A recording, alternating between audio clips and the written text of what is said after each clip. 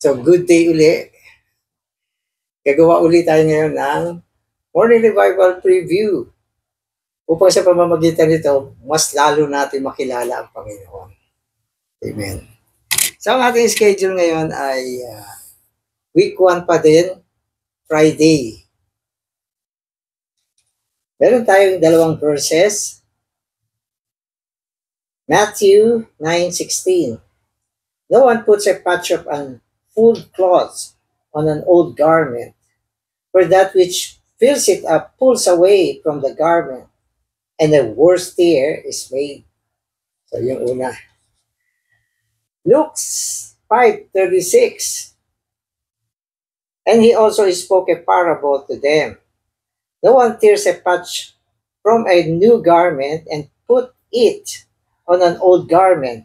Otherwise, he will tear the new garment, and also the patch from the new will not match the old. Amen. Alam nyo kasi ito mga parable na ito, ang Panginoon mismo gumawa nito. So makikita natin ang galing talaga niya. Punong-puno siya ng karunungan para makompose mo yung mga ganitong klaseng pagsasalarawan o mga parable. Una-una, yung pinapakita niya na dito, siya yung unfold cloths. Unfold cloths. Ano ba ibig sabihin ng unfold cloth? Ito yung tela o panagping tela na hindi pa umuurong. Hindi pa umuurong, ha? Huwag niyo sabihin na hindi na umuurong. Mali yun. Hindi pa umuurong. So, yan yung panagping tela. O kaprasong tela na pinapantagpe, pero ang situation niya, hindi pa siya umuurong. Ibig sabihin, bago siya. So, kasi tungkol sa mga tela, mga damit, hindi ba minsan, naalala ko noon. Naalala ko dati. Pag binibili kami, nung bata pa kami, binibili kami ng damit, sabi ng nanay ko, yung medyo maluwang. Maluwang kasi bago pa eh. Pag sinuot mo, parang hindi maganda, luwang. Pero sabi niya, pag yan ay nalabahan na, mga isa, dalawa, uurong yan, liliit yan. So, ganun yung mga paniwala ng mga may edad ng araw. Tama naman. Tama naman. Nung nalabahan na siya, ilang beses, umurong siya, tama-tama lang.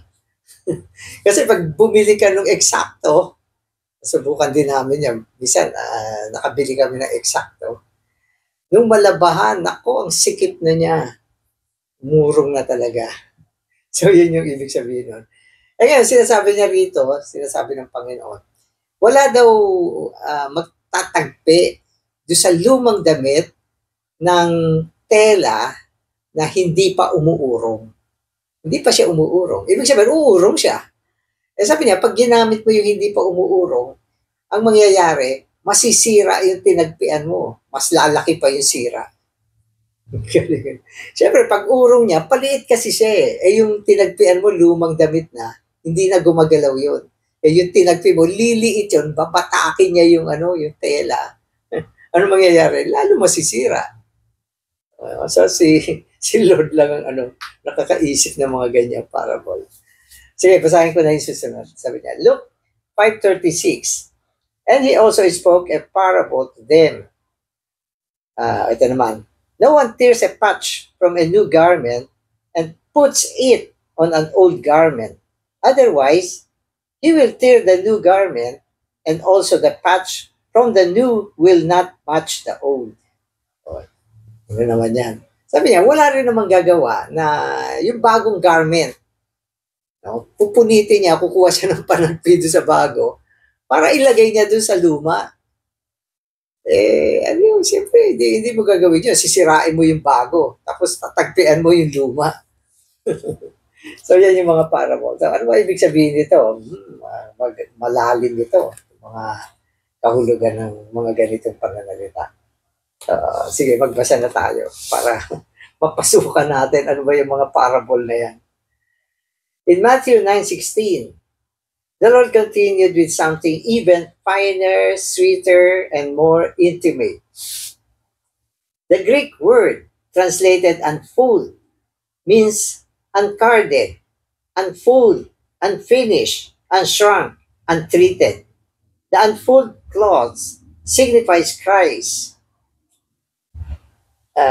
Signifies Christ from his incarnation to his crucifixion as a piece of new cloths, untreated, unfinished, whereas the new garment in Luke 5:36 signifies Christ as a new robe after he was treated in his crucifixion. So ito siya.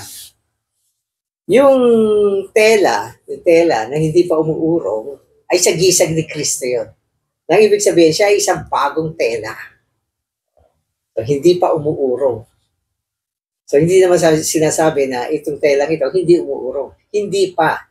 Inulit ko. Yung unfold cloth dito, ang implication niya ay bago siya at hindi pa siya umuurong. Hindi pa siya nagalaw. Wala pang ginawa yung mga untreated, yung sinasabi niya, unfold, unfinished, uncarded. So, wala pang ginawa sa tela na yan. Yan, bago siya, hindi pa siya umuurong. Pagkatapos sinasabi niya rito, doon naman sa Luke 5:36, di ba binanggit yung new garment. New garment naman. Yan ay sagisag din ni Kristo. Kaya meron dalawang sagisag si Kristo rito. Una yung unfold cloth, yung panagpe na hindi pa umuurong. Pangalawa naman, binanggit dito yung new garment, bagong damit o bagong balabal, garment, no? Damit na lang, o sige, bagong damit. Yan ay sagisag din ni Kristo. Kaya yung garment dito, yung unfold cloth, yung bagong tela na hindi pa umuurong, ito ay tumutukoy kay Kristo sa kanyang pagkakatawang tao hanggang sa siya ay napako sa krus. Ang ibig sabihin, dumaan siya na isang proseso at syempre nung siya ay naproseso mula sa tela, naging garment na siya. Pero parehong bago, bagong tela, bagong garment. So, yan yung mga mga pagsasalarawan dito. Ito, pakinggan uli natin. The Greek word for new in Luke 5:36, kainos, the same as the word for fresh. Christ first was the unfold cloths for making a new garment. And then, through his death and resurrection, he was made a new garment. Okay, so yung una, cloth na naging garment. He was made a new garment to cover us, our righteousness before God, that we might be justified by God and acceptable to Him. So yung garment, sumasagisa kay Kristo bilang kasuotan natin, panakit natin. At dahil dyan, siya yung naging katwiran natin sa harap ng Diyos. So yun yung sagisag ng new garment.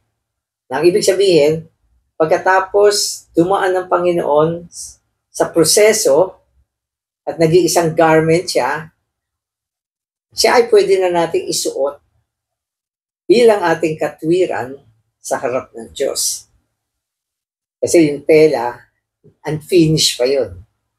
Maski na bago yung tela, wala nagsusuot ng tela. Kailangan i-process muna para maging garment. So, tumutukoy ito kay Kristo na dumaan sa proseso ng pagkakatawang tao at kamatayan sa krus. Ang ibig sabihin yan, naisagawa niya ang isang katubusan at nung tayo ay sumampalataya sa Kanya, naisuot natin siya bilang isang katwiran natin sa harapan ng Diyos. Kasi kung wala si Kristo bilang takip natin, makikita tayo ng Diyos bilang hindi makatwiran, isang maruming makasalanan. Hindi tayo tatanggapin ng Diyos. Kasi Kristo ang ating katwiran. Siya ang ating garment. Siya ang ating kasuutan na naproseso mula sa isang bagong tela tungo sa isang bagong kasuotan. So, yan yung istorya. So, ang linaw na, di ba? Tuloy natin. To sew a patch of unfold cloths on an old garment means to imitate what Christ did in his human life on earth. This is what today's modernists are attempting to do. They only imitate Jesus' human deeds to improve their behavior. They do not believe in the crucified Jesus as their Redeemer or in the resurrected Christ as their new garment to cover them as their righteousness before God. So ito isang gospel na okay. Ang ibig sabihin nung kumuha ng kaprasong tela doon sa bagong garment at ilagay doon sa lumang garment, ito ay sumasagisag doon sa mga modernist na ang ginagawa nila, ginagaya nila ang Panginoon. They are imitator. At pinag-aaralan nila ang tungkol sa Panginoon, tungkol kay Kristo.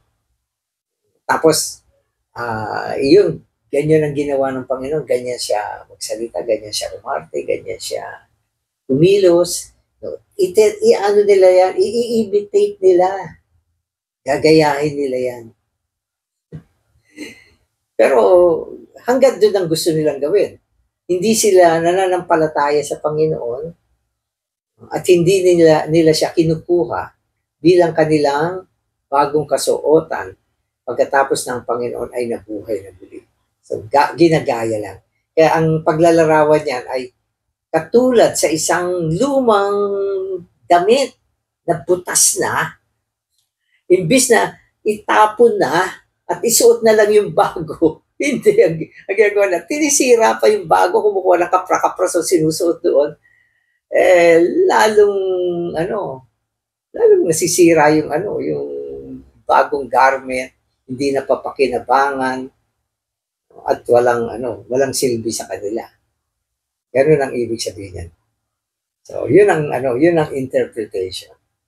Kaya tayong mga believer, hanggang ngayon, hindi natin ginagaya si Kristo sa paraan ng panggagaya, kundi tayo ay naihuhubog kay Kristo sa pamamagitan ng transformation at conformation na ginagawa ng kanyang espiritu hanggang tayo ay maging katulad niya.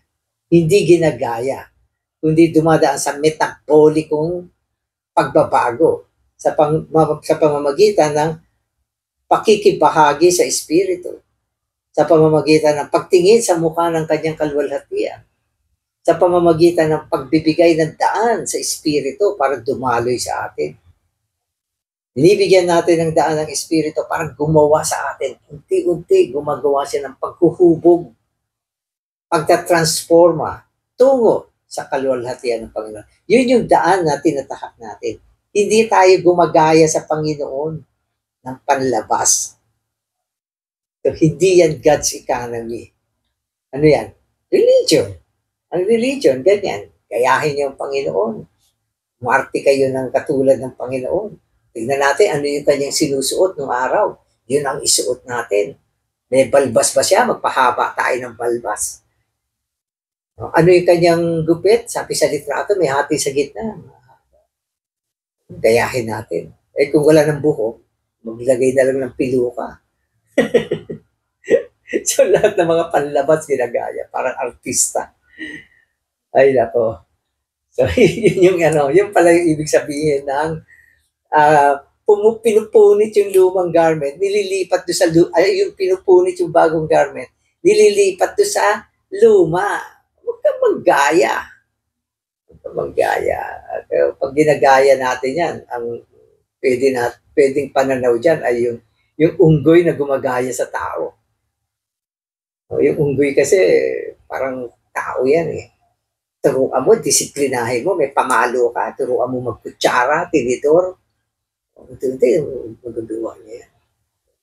Pero pag iniwan na siya ng master niya na may pamalo, babalik na siya sa pagkaunggoy niya. So yung tao, ganyan. So minsan, nadidisiplina, natatakot sa asawa, nag-behave ng maayos, parang santo. Pero pag wala na nakatingin, boom! Lalabas na yung kanya natural. So, hindi mag-work yung gaya-gaya. Amen. So, ang totoong pagbabago ay transformation at Confirmation. So, yan yung tinatahak natin. Okay, so, the old garment in Matthew 9:16 signifies man's good behavior, good deeds, and religious practices produced by man's own natural life. The Lord Jesus was very wise. In verse 16, he did not say, "You disciples of John must realize that your garments are torn and full of holes." So hindi naman niya ginanon yung mga disipulo ni John. Kayo mga garment yung butas-butas na ganito. So hindi ganun kababaw magsalita kasi yung Panginoon eh.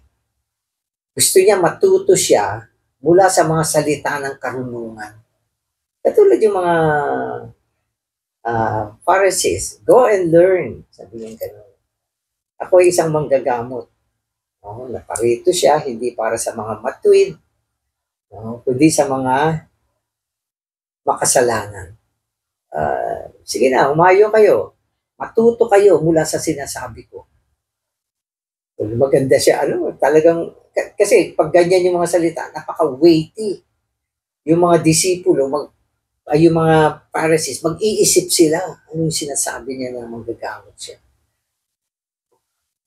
Ano ba ako? May sakit ba ako? O Panginoon, tulungan mo ako makita yung sitwasyon ko. So yun ang gusto ng Panginoon. Lumapit ka sa Kanya at siya ang magpapakita sa iyo. Kaya lahat ng prinsipyo sa Biblia ay laging humahantong sa pagdulog sa Panginoon, paglapit sa Panginoon, pagbubukas sa Panginoon. Pag wala yan, hindi ka nagagaling. Yung mga taong hindi lumalapit sa Panginoon, walang pag-asa eh. Pag-asa. Inisip ng tao, magbagong buhay, magpakabait, Tapos gusto niyang gawin yan mula sa kanyang sarili. Wala ka ng pag-asa. Paano magbabago ang laman? Ang laman ay laman. Walang pag-asa ang laman. Ang laman ay give up na ng Panginoon. Kaya ang kaligtasan, ang recovery ng ating sarili ay dapat dumulog ka sa Panginoon. Amen. Amen. By fasting, okay, ito yung pagpapatuloy sa mga disipulo ni John. By fasting, you are actually cutting a piece of unfolded cloth and using it to patch the holes in your garments. Instead of saying this directly, the Lord Jesus indicated to the disciples of John that they did not have a perfect garments. He indicated that their garments had holes and that by fasting, they were trying to patch the holes. Amen. So, sino yung unfull clothes? Ang Panginoon. Ang Panginoon. So, yung iba ng gagaya, yun namang disciples of John, yung fasting nila ay sumasagisag sa kanilang pag-apply kay Kristo bilang patch, pangtagpi. Pero hindi nila nare-realize na sila ay mga lumang garment na. Pag kinuha mo ang Panginoon ng panlabas para itakip sa butas na iyong garment, lalong lalaki ang problema mo. Sapagkat darating ang panahon, sabi mo, hindi ko na kaya to. Hindi ko kaya. Hindi ko na siya magagaya. Wala na akong kakayahan. Marirealize mo. Wala ka ng kakayahang gayahin ng Panginoon. Ano man ang gawin mo, hindi mo siya magagaya. At masisira ka lang lalo. So, yun yung pinapakita sa atin dito. Kaya ito yung parable na binigay niya sa mga disipulo ni John. Fasting kayo. Ang ibig sabihin yan, kinukuha niyong Panginoon na isang tela na hindi pa umurong para itagpi sa inyong mga lumang garment na may butas, na mga luma na may butas na, pero tatagpian mo ng tela na hindi pa umuurong. Pero pag urong niyan, mawawasak yung garment mo. Kaya hindi pwede. Hindi pwede yung strategy nyo. Hindi pwede yung mga ginagawa nyo. Nakikita nyo yung life nyo, may butas. At ang ginagawa nyo, nagpa-fasting kayo. Kaya hindi yan makakatulong sa kanila. Makakaka-fasting yun, magka-ulcer pa kayo. Magkasakit kayo. Ay, lalo na, nasira kayo. Amen. No human being could utter such a word as that spoken by the Lord Jesus in verse 16. His wise word was full of meaning. Amen. Rebuke, revelation, and instruction. So yung kanyang salita, hindi diretso, pero meron ditong rebuke.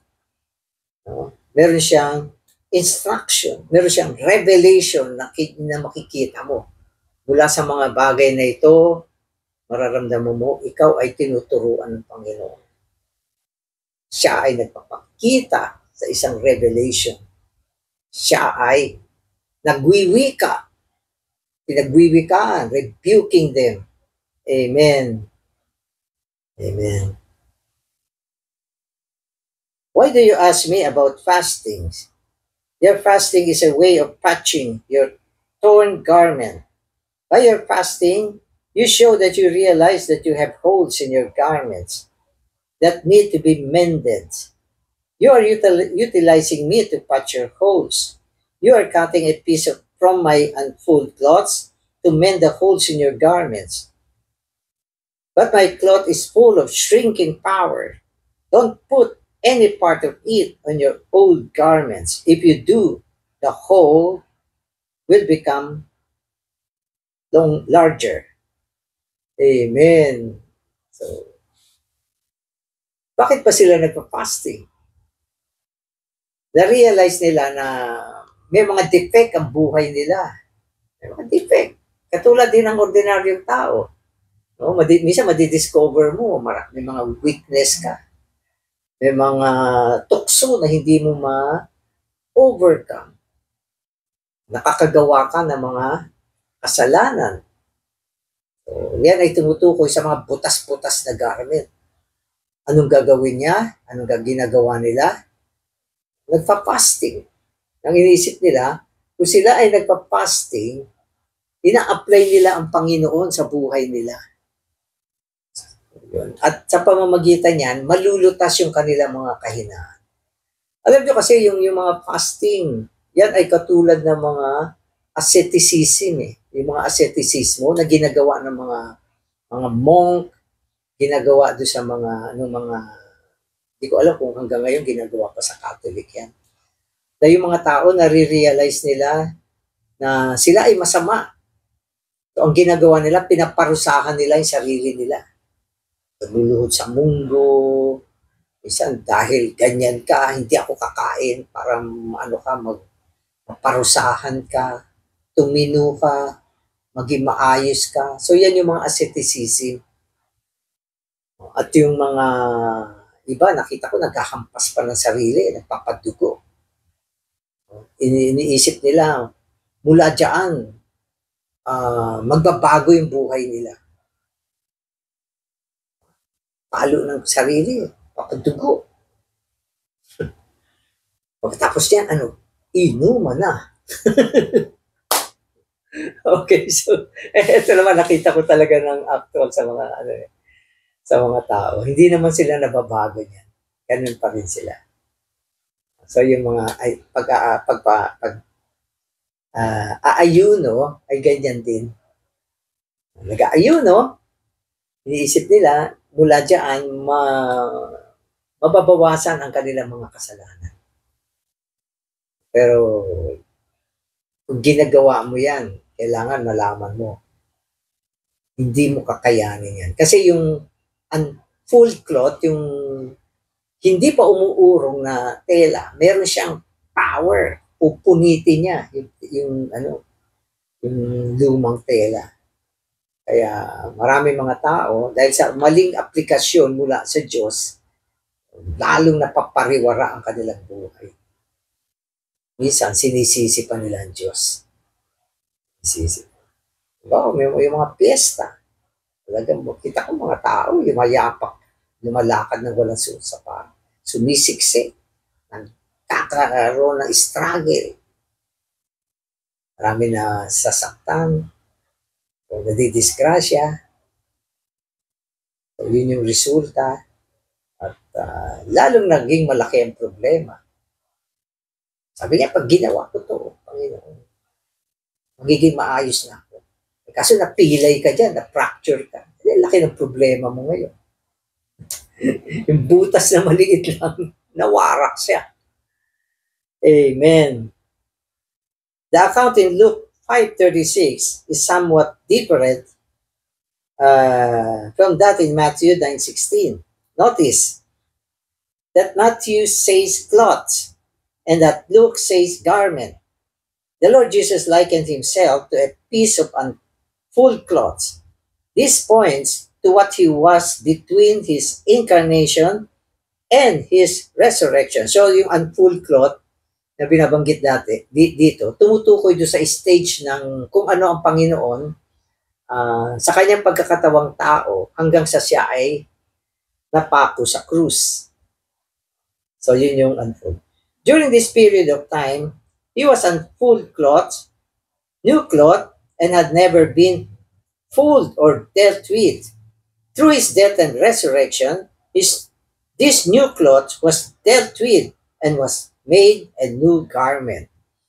Amen. So yun yung sumutukoy sa proseso na dinaanan niya mula sa pagkakatawang tao hanggang sa siya ay napako sa krus.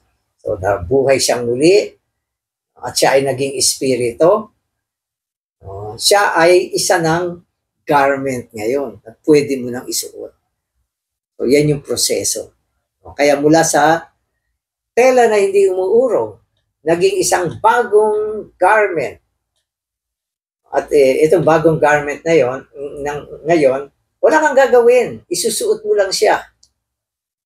Ito ay sumasagisag sa pananampalataya. Ang pananampalataya ay pagsuot sa Panginoon. Nung tayo ay nanampalataya, wala naman tayo masyadong ginawa. Sinuot mo lang siya. Binihis mo siya. At siya ang naging katwiran mo. At tinanggap ka ng Diyos. At inari kang matuwid ng Diyos dahil ang nakikita niya sa atin ay si Kristo. Kristo na. Anong ginawa natin? Wala. Tinanggap lang natin siya. Parang, anong ginawa mo? Wala. Sinuot ko lang siya. Kaya, naging bagong tao ka. Kaya sinasabi sa atin na ang mga nakikristo ay bagong tao. Na ang ibig sabihin, yung luma, nawala na, naglaho na. Si Kristo ay naging bagong buhay niya, bagong nilikha. Kaya ang tao, pagkatapos niya manampalataya sa Panginoon, siya ay tinuturing na isang bagong nilikha. Okay, siya ay matuwid na. Malinis ka na. Tinanggap ka na ng Panginoon. Katulad ng alibughang anak, tumating siya. Gunit-gunit, gulanit. Andun eh. Hindi mo ka maharlika. Kaya anong ginawa ng Ama? Isinuot sa kanya yung balabal. Takpan ang lahat ng karumihan. Wow! Balabal mo maisuot na. Iba na siya. Ganyan ang dapat. Hindi kinukuha yung mga party-party ng balabal para ipatsi-patsi dun sa kanya sarili. So, di ba? Naalala nyo sa Genesis, yung matisod ang tao? Ano ginawa ng tao? Kumuha ng dahon-dahon. Tinakpan yung sarili. Dahon-dahon lang yan. Pag hangin yan, nakikita din yung sarili mo. Kaya ano ginawa ng Panginoon? Nagpatay siya ng kordero. Yung balat ng kordero, yun ang ibinihis niya sa tao. Stable yun, tiba yun. Yan ay sagisag ni Kristo. Kaya ang Biblia ay may pagsasalarawan na ganyan upang maintindihan natin ang ating kaligtasan. Amen. The Lord's intention was to give Himself to us not as a piece of unfolded cloths, but as a complete finished garment. that we might put on as our righteousness to be justified before God. After his death and resurrection, he was made the finished garment for us to put on so that we may attend his wedding. Thus, he is not only the bridegroom, but also our wedding garment that qualifies us to attend his wedding feast. Amen. So bumalik siya doon sa concept na ang Panginoon ang kasintahang lalaki, pero hindi niya pwedeng pakasalan yung isang kasintahan na hindi nadamitan ng tama. Kailangan nakadamit siya. At ang Panginoon ay naging wedding garment na nag-qualified sa atin para maka-attend tayo ng kanyang kasalan. Pero sa totoo, okay, babalik ko, yung garment, dalawa siya. Yung isa for righteousness, yun yung una. Yung pangalawang garment, ito yung wedding garment. Maring ikaw ay na-justify na. Pero kailangan i-work mo din yung second garment mo para ikaw ay ma-qualified sa kasalan ng Kordero. Amen.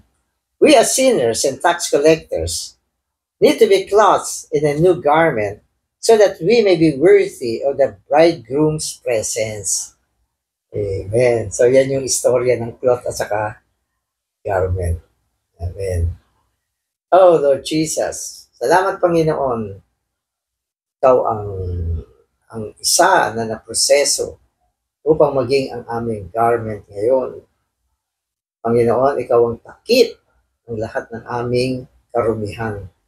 Ikaw ang katwiran namin na aming sinuot upang kami maging katanggap-tanggap sa harapan ng Diyos. At ikaw din ang damit upang gamitin namin sa darating na kasalan. Panginoon, salamat sa mga talinhaga na pinakita mo sa amin. Panginoon, nandito kami, hindi upang gumaya, kundi tanggapin ang iyong pamamaraan kung saan kami ay maging katulad mo sa buhay at sa kalikasan. Salamat, Panginoon. Amen.